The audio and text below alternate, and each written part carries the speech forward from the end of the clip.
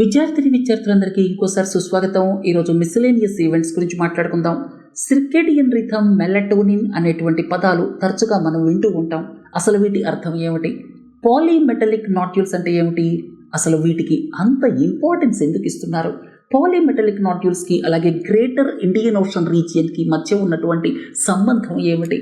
Snow leopard census జరిగాయి. ఇవి ఏ ఏ దేశాల్లో ఉన్నాయి? మన దేశంలో ఏ ఏ ప్రాంతాల్లో విస్తరించి ఉన్నాయి? వీటి గురించి మాట్లాడుకుందాం. అలాగే 14th conference of the parties to the convention of the migratory species అంటే సిఎంఎస్ కన్వెన్షన్కి సంబంధించి 14th కాప్ సమర్కండ్లో జరిగింది. సమర్కండ్ ఎక్కడుంది? ఉజ్బెకిస్తాన్లో ఉంది. ఈ సందర్భంగా సెంట్రల్ ఏషియన్ ఫ్లైవే గురించి మీకు ఎక్స్ప్లెయిన్ చేస్తాను, ఎందుకంటే ఇది మన ఇండియా ఇనిషియేటివ్ కాబట్టి. అలాగే 14th కాప్కి సంబంధించి 2-3 ముఖ్యమైన విషయాలు మీకు ఎక్స్ప్లెయిన్ చేస్తాను. గ్రీన్ స్టీల్ ఈ మధ్య ఎలక్ట్రా అనేటువంటి కంపెనీ వార్తల్లోకి వచ్చింది, ఎందుకంటే అది మొట్టమొదటిసారి ప్రపంచంలో గ్రీన్ స్టీల్ని ప్రొడ్యూస్ చేసింది. ఈ సందర్భంగా కన్వెన్షనల్ స్టీల్ ప్రొడక్షన్కి, గ్రీన్ స్టీల్ ప్రొడక్షన్కి మధ్య ఉన్నటువంటి వ్యత్యాసాన్ని నేను ఎక్స్ప్లెయిన్ చేస్తాను. పర్ బాయిలింగ్, తెలంగాణకి సంబంధించి తరచుగా ఈ పదాన్ని మనం వింటూ ఉంటాం. అసలు దీని అడ్వాంటేజెస్ ఏమిటి, డిసడ్వాంటేజెస్ ఏమిటి, ఎలా చేస్తారు పర్ బాయిలింగ్ ఆఫ్ రైస్, వీటన్నిటి గురించి, వీటితో పాటుగా పాండమిక్, ఎండమిక్, ఎపిడమిక్ ఈ 3 పదాల మధ్య వ్యత్యాసం ఏమిటి, రాగల 20 నిమిషాల సేపు ఇవన్నీ మీకు ఎక్స్ప్లెయిన్ చేస్తాను. మొదటిది సిర్కేడియన్ రిథమ్. మనం తెల్లవారుజామున 4 గంటలకు వెళ్ళి బిర్యానీ తిన్నామనుకోండి, అలాగే రాత్రి 3 గంటల దాకా మొబైల్ చూస్తూ ఆ లైట్కి ఎక్స్పోజ్ అయి ఉన్నామనుకోండి, మన బాడీలో ఉన్నటువంటి బయోలాజికల్ క్లాక్ ఎఫెక్ట్ అయిపోతుంది. దీన్ని ఏమంటారు అంటే 24 అవర్ బయోలాజికల్ క్లాక్ ఏదైతే ఉందో మన బ్రెయిన్లో, దాన్ని సిర్కేడియన్ రిథమ్ అంటారు. అంటే దాని ప్రకారమే మన బాడీలో అన్ని యాక్టివిటీస్ జరుగుతూ ఉంటాయి. మనం వాటిని డిస్టర్బ్ చేయకూడదు. సిర్కేడియన్ రిథమ్ ఏదైతే ఉందో దాన్ని మనం డిస్టర్బ్ చేస్తే కాలక్రమేణా ఏమవుతుందంటే అది మన ఆరోగ్యం మీద ప్రభావం చూపుతుంది. ఈ మధ్య కాలంలో వేరువేరు కారణాల వల్ల మనం ఈ సిర్కేడియన్ రిథమ్ని బ్రేక్ చేస్తున్నాం. మీరు హైదరాబాద్ లాంటి చోట్ల చూస్తే 4 AM బిర్యానీ అనేటువంటివి మనం చూస్తూ ఉన్నాం. చాలామంది అక్కడ క్యూ కట్టడం కూడా చూస్తూ ఉన్నాం. అలాగే రాత్రి 2 గంటల దాకా 3 గంటల దాకా మొబైల్ ఫోన్తో మనం గడుపుతున్నాం. మొబైల్ ఫోన్తో మనం గడిపినప్పుడు ఏమవుతుందంటే ఆ లైట్ మన మీద పడటం వల్ల మనకి మెలటోనిన్ అనేటువంటి హార్మోన్ ఎఫెక్ట్ అవుతుంది. నార్మల్గా మనం టైంకి పడుకుంటే అప్పుడు మనం చాలా ప్లెజెంట్గా ఫీల్ అవుతాం. దానికి కారణం ఏమిటి? మెలటోనిన్ అనేటువంటి హార్మోన్ అన్నమాట. అయితే ఈ మెలటోనిన్ అనేటువంటి హార్మోన్ని మనం డిస్టర్బ్ చేస్తున్నాం. సిర్కేడియన్ రిథమ్ అంటే 24 అవర్ బయోలాజికల్ క్లాక్ని కూడా మనం డిస్టర్బ్ చేస్తున్నాం. సిర్కేడియన్ రిథమ్ మీద చేసినటువంటి పరిశోధనలకి కొద్ది సంవత్సరాల క్రితం నోబెల్ ప్రైజ్ కూడా ఇవ్వడం జరిగిందనమాట. సరే, మనం మన బయోలాజికల్ క్లాక్ ప్రకారం నడుచుకుంటే ఎక్కువ కాలం ఆరోగ్యంగా ఉంటాం. అర్థమైంది కదా? ఇది సిర్కేడియన్ రిథమ్ అలాగే మెలటోనిన్, ఈ 2 ఎందుకు వార్తల్లోకి వచ్చాయో నేను ఎక్స్ప్లెయిన్ చేశాను. తర్వాత పాలీమెటలిక్ నాడ్యూల్స్, మనం వీటి గురించి ఎందుకు మాట్లాడుకుంటున్నామంటే ఈ మధ్య ఇంటర్నేషనల్ సీబెడ్ అథారిటీ అంటే ఏమిటి? ఏవైనా సరే రిసోర్సెస్ అంటే ఎక్స్క్లూసివ్ ఎకనామిక్ జోన్ దాటి, ఎక్స్క్లూసివ్ ఎకనామిక్ జోన్ ఎంతవరకు ఉంటుంది? ఏ దేశానికైనా సరే 200 నాటికల్ మైల్స్ దాకా ఉంటుంది. తీర ప్రాంతం నుంచి 200 నాటికల్ మైల్స్ దాకా ఆ దేశానికి ఎక్స్క్లూసివ్ ఎకనామిక్ జోన్ అనమాట. ఆ జోన్ బయట ఏదైనా రిసోర్సెస్ని మీరు వెలికి తీయాలంటే, అక్కడ ఏదైనా సరే మ్యాంగనీస్ నాడ్యూల్స్ కావచ్చు, పాలీమెటలిక్ నాడ్యూల్స్ కావచ్చు, ఇంకా ఏవైనా సరే రిసోర్సెస్ని మీరు బయటికి తీయాలంటే ఇంటర్నేషనల్ సీబెడ్ అథారిటీ అని ఒక సంస్థ ఉంది. ఆ సంస్థ పర్మిషన్ తీసుకోవాలి. ఇప్పటికీ మనకి ఇండియన్ ఓషన్ రీజియన్లో కొన్ని ప్రాంతాలకి ఇంటర్నేషనల్ సీబెడ్ అథారిటీ మనకు లైసెన్స్ ఇచ్చింది. దేనికి ఇచ్చింది? ఈ పాలీమెటలిక్ నాడ్యూల్స్. ఇక్కడ బొమ్మ చూడండి, మీకు అర్థమైపోతుంది. సముద్రంలో మీరు కిందకి వెళ్ళారనుకోండి, సర్ఫేస్ మీదకి వెళ్ళారనుకోండి, అక్కడ ఈ నాడ్యూల్స్ ఏవైతే ఉన్నాయో ఇవన్నీ ఇలా ఉండిపోతాయన్నమాట. వాటిని మనం బయటికి తెచ్చామనుకోండి, ఇవి 4000 మీటర్ల లోతును, 5000 మీటర్ల లోతును, 6000 మీటర్ల లోతును ఉంటాయి. సముద్రం అంటే అంతే కదా. ఇండియన్ ఓషన్ తీసుకున్నారనుకోండి, 3,000, 4,000, 5,000 అంటే 3 కిలోమీటర్లు, 4 కిలోమీటర్లు, 5 కిలోమీటర్ల లోతు ఉంటుంది. అంత దూరం వెళ్ళి వీటిని తీసుకురావడమే కష్టం అన్నమాట. వీటిని మనం తీసుకురాగలిగామనుకోండి, అప్పుడు మన దేశానికి చాలా సమస్యలు తీరిపోతాయి. ఉదాహరణకి ఎలక్ట్రిక్ వెహికల్ బ్యాటరీస్ తయారు చేయాలనుకోండి, ప్రధానంగా ఏం కావాలి మీకు? కాంపోనెంట్స్. నికెల్ కావాలి, కోబాల్ట్ కావాలి, మ్యాంగనీస్ కావాలి. ఇలాంటి కాంపోనెంట్స్ అన్నీ కూడా ఈ పాలీమెటలిక్ నాడ్యూల్స్లో ఉన్నాయి. అయితే తీసుకురావడం ఎట్లా? చిక్కంతా ఇక్కడే ఉందన్నమాట. తీసుకురావడమే కష్టం. దానికోసం మన వాళ్ళు మత్స్య 6000 అంటే ఇక్కడ 6,000 మీటర్ల లోతుకి వెళ్ళగలిగినటువంటి ఒక సబ్మెర్సిబుల్ని కూడా తయారు చేస్తున్నారు. 2-3 మనుషులు అక్కడికి వెళ్ళి ముందు చూసి వస్తారు, అసలు ఎలా ఉన్నాయి, ఎలా తీయచ్చు అని చెప్పి. ఆ తర్వాత వీటిని వెలికి తీసేటువంటి ప్లానింగ్ చేస్తారు. ఇప్పటికే మనకి international seabed authority Indian ocean రీజియన్లో కొంత భాగాన్ని మనకి ఎక్స్ప్లోర్ చేయడానికి లైసెన్స్ ఇచ్చింది. అయితే మన దేశం ఈ మధ్య ఇంకొక 2 బ్లాక్స్ కూడా అప్లై చేసింది. వీటిల్లో ఒక బ్లాక్ అదేంటంటే ఏఎన్సి మౌంట్. ఈ ఏఎన్సి మౌంట్ అనేటువంటిది కోబాల్ట్ రిచ్ అనమాట. కోబాల్ట్ ఎక్కడ వాడతారు? ఎలక్ట్రిక్ వెహికల్ బ్యాటరీస్లో వాడతారు కదా. కోబాల్ట్ మూలంగానే మనకి ఎలక్ట్రిక్ వెహికల్ బ్యాటరీ హీట్ అవ్వకుండా ఉంటుంది. అలాగే ఎనర్జీ డెన్సిటీ నికెల్ మీద ఆధారపడి ఉంటుంది. మ్యాంగనీస్ కూడా వాడతారు. ఇట్లా రకరకాల కాంపోనెంట్స్ వాడతారు కదా. సో ఈ పాలీమెటలిక్ నాడ్యూల్స్ని మనం బయటికి తీయగలిగితే చాలా అడ్వాంటేజెస్ ఉన్నాయి. ప్రపంచంలో అన్ని ప్రాంతాల్లో ఇవి లేవు. ఇండియన్ ఓషన్ రీజియన్లో ఉన్నాయి. అంతేకాకుండా మీకు వెస్ట్ కోస్ట్ ఆఫ్ మెక్సికో అంటే పసిఫిక్ ఓషన్లో, అలాగే పెరూ బేసిన్లో ఉన్నాయి. ఇది కూడా పసిఫిక్ ఓషన్ అంటే కొన్ని ప్రాంతాల్లో మాత్రమే ఈ పాలీమెటలిక్ నాడ్యూల్స్ ఉన్నాయన్నమాట.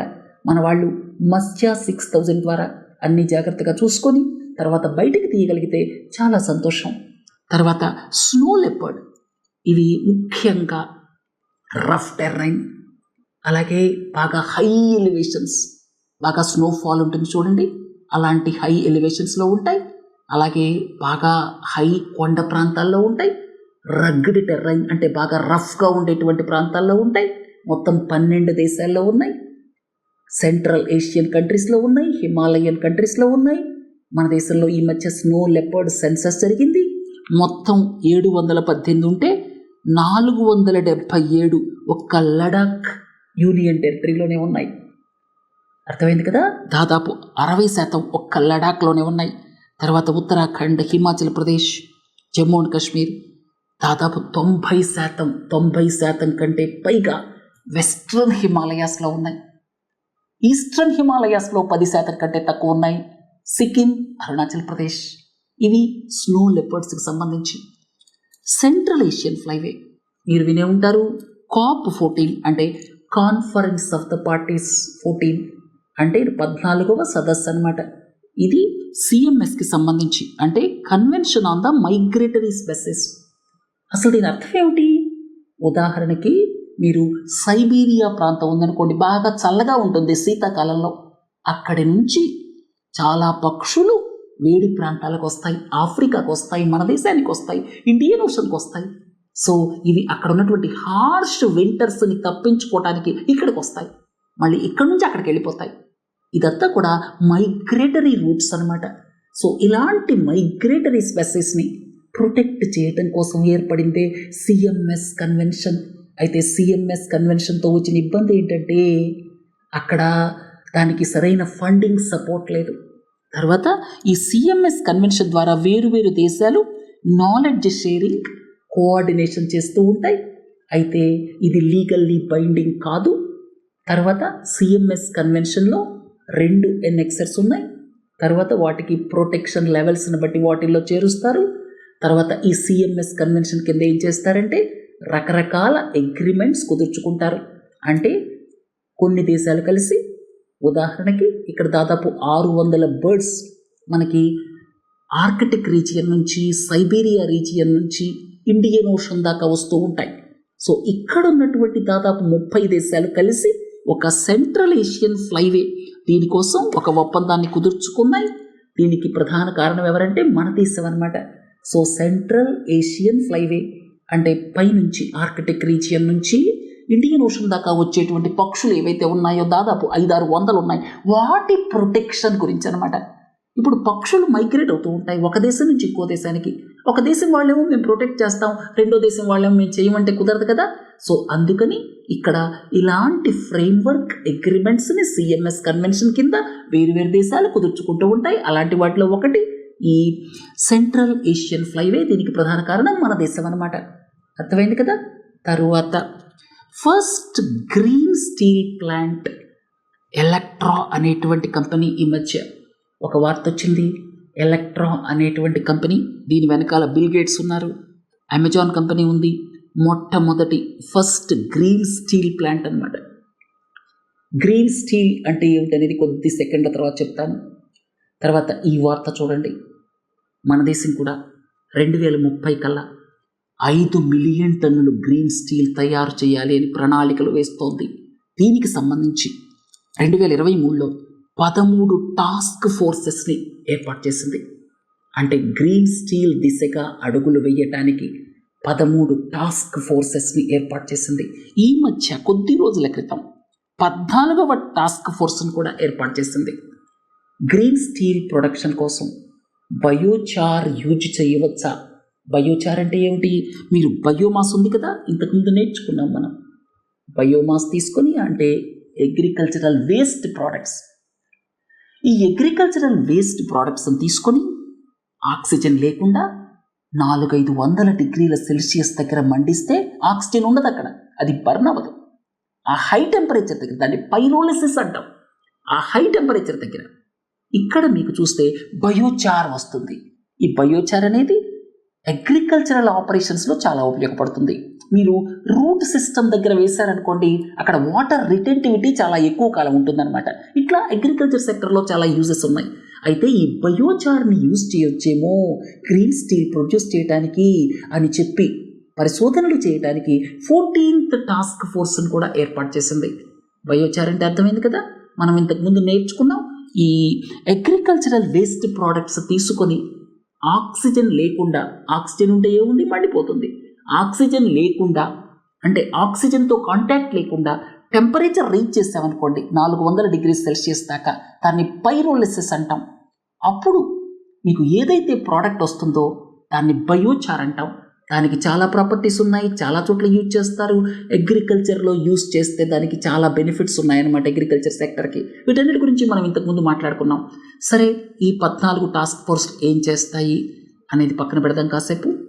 అసలు గ్రీన్ స్టీల్ అంటే ఏమిటి, కన్వెన్షనల్ స్టీల్ అంటే ఏమిటి?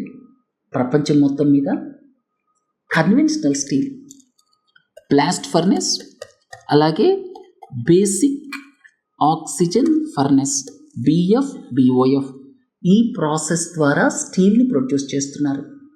ముఖ్యంగా ఇక్కడ మీకు బ్లాస్ట్ ఫర్నెస్ గురించి చెప్పాలి. ఇక్కడ దీంట్లోకి ఏం పంపిస్తారు? ఐరన్ ఓర్ పంపిస్తారు. ఐరన్ ఓర్ అంటే ఏమిటి? Iron oxide.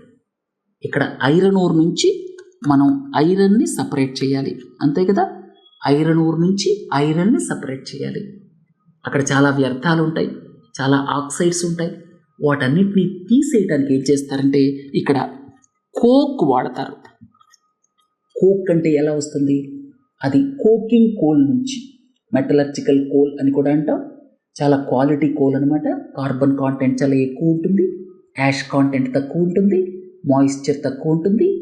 ఇలాంటి దాని నుంచి కోక్ని తయారు చేసి ఆ కోక్ని వాడి ఇక్కడ ఐరన్ ఓర్ నుంచి ఐరన్ తయారు చేస్తాం. కాకపోతే ప్రాబ్లం ఏంటంటే ఐరన్ ఓర్ అంటే ఏమిటి? ఐరన్ ఆక్సైడ్స్ కదా. సో ఆ ఆక్సైడ్స్తో ఈ కోక్ రియాక్ట్ అయినప్పుడు బోలెడంత కార్బన్ డైఆక్సైడ్ రిలీజ్ అవుతుంది. మీకు మన దేశంలో దాదాపు 10% ఈ గ్రీన్ హౌస్ గ్యాసెస్ ఏవైతే ఉన్నాయో అవి స్టీల్ ఇండస్ట్రీ ద్వారానే వస్తున్నాయి. 8-10% అనుకోండి. సో అందుకని కార్బన్ ఫుట్ ప్రింట్ని తగ్గించాలి స్టీల్ ప్రొడక్షన్లో. అది గోల్గా పెట్టుకున్నారు. గ్రీన్ స్టీల్ అంటే అసలు కార్బన్ రిలీజ్ లేకుండా చేయటం అనమాట. లేకుండా ఎలా చేస్తారనే తర్వాత చెప్తాను. సో ఇక్కడ ఐరన్ ఓర్ నుంచి ఐరన్ తయారు చేస్తారు, ఇక్కడ కోక్ వాడతారు. బోలెడంత కార్బన్ డైఆక్సైడ్ రిలీజ్ అవుతుంది. 1 టన్ను స్టీల్ ఉత్పత్తి చేయడానికి 2.5 టన్నులు కార్బన్ డైఆక్సైడ్ రిలీజ్ అవుతుంది. హైలీ కార్బన్ ఇంటెన్సివ్ ఇండస్ట్రీ అనమాట ఇది స్టీల్ ఇండస్ట్రీ అంటే. Blast furnace, basic oxygen furnace మెకానిజంలో. తర్వాత ఈ ఐరన్ నుంచి స్టీల్ వస్తుంది మనకి, అర్థమైంది కదా, ఐరన్ నుంచి స్టీల్ వస్తుంది. సో ఐరన్ ఓర్ నుంచి ఐరన్ తయారు చేయడం ఏదైతే ఉందో ఆ ఆక్సైడ్స్ని, పనికిరాని వ్యర్థాలని బయటికి తీసేయడానికి కోక్ ఏదైతే వాడతామో ఇక్కడ బోల్డంత కార్బన్ డైఆక్సైడ్ రిలీజ్ అవుతుంది. ఇక గ్రీన్ స్టీల్ ఎలా చేస్తారు? గ్రీన్ స్టీల్ ఏంటంటే ఇక్కడ direct reduction of iron method అనమాట, DRI method. Direct reduction of iron అంటే ఇక్కడ ఐరన్ ఓర్ నుంచి ఐరన్ తయారు చేయడానికి హైడ్రోజన్ని వాడతారు. ఆ హైడ్రోజన్ ఏమో గ్రీన్ హైడ్రోజన్ అంటే ఎలక్ట్రాలిసిస్ ప్రాసెస్ ద్వారా వాటర్ని స్ప్లిట్ చేసి హైడ్రోజన్ తయారు చేస్తారు. ఆ హైడ్రోజన్ని వాడి ఐరన్ ఓర్ నుంచి ఐరన్ తయారు చేస్తారు. ఆ తర్వాత ఐరన్ నుంచి స్టీల్ తయారు చేయడానికి అప్పుడు ప్రాసెస్ ఇంకా వేరే ఉంటుంది. ఐరన్ నుంచి స్టీల్కి ఎలక్ట్రిక్ ఆర్క్ ఫర్నెస్, అక్కడ ఏదైతే ఎలక్ట్రిసిటీ వాడతారో అది కూడా మనకి రెన్యూవబుల్ సోర్సెస్ ద్వారా ప్రొడ్యూస్ అయి ఉంటుందన్నమాట. అంటే ఇక్కడ కార్బన్ ఫుట్ ప్రింట్ బాగా తగ్గిపోతుంది. ఒక విధంగా చెప్పాలంటే అన్ని సవ్యంగా చేస్తే కార్బన్ ఫుట్ ప్రింట్ బాగా తగ్గించేయచ్చు అనమాట. దాన్ని గ్రీన్ స్టీల్ అంటాం మనం, అర్థమైంది కదా. సో ఇక్కడ డిఆర్ఐ మెథడ్లో ఐరన్ ఓర్ నుంచి ఐరన్ తయారు చేస్తారు. ఇక్కడ హైడ్రోజన్ వాడతారు. ఈ హైడ్రోజన్ గ్రీన్ హైడ్రోజన్. తర్వాత పార్ బాయిలింగ్. కొద్ది సంవత్సరాల క్రితం అంటే 2 సంవత్సరాల వెనక్కి వెళితే కేంద్ర ప్రభుత్వానికి తెలంగాణ గవర్నమెంట్కి చాలా టజిల్ జరిగింది. సరే అవన్నీ పక్కన పెడతాం. అసలు పర్ బాయిలింగ్ అంటే ఏమిటి? తెలంగాణ ప్రభుత్వం 2 ఏళ్ల క్రితం పర్ బాయిలింగ్ చెయ్యాలి అని ఎందుకు పట్టుబట్టింది? ఎందుకంటే తెలంగాణలో మీరు రైస్ పండించడాన్ని ఒకసారి గమనిస్తే ఎక్కువ శాతం రైస్ రబీ సీజన్లో ప్రొడ్యూస్ అవుతుంది. ఇక్కడ వరి కోతకు వచ్చేసరికి మార్చ్ ఏప్రిల్ నెలలు అయిపోతుంది.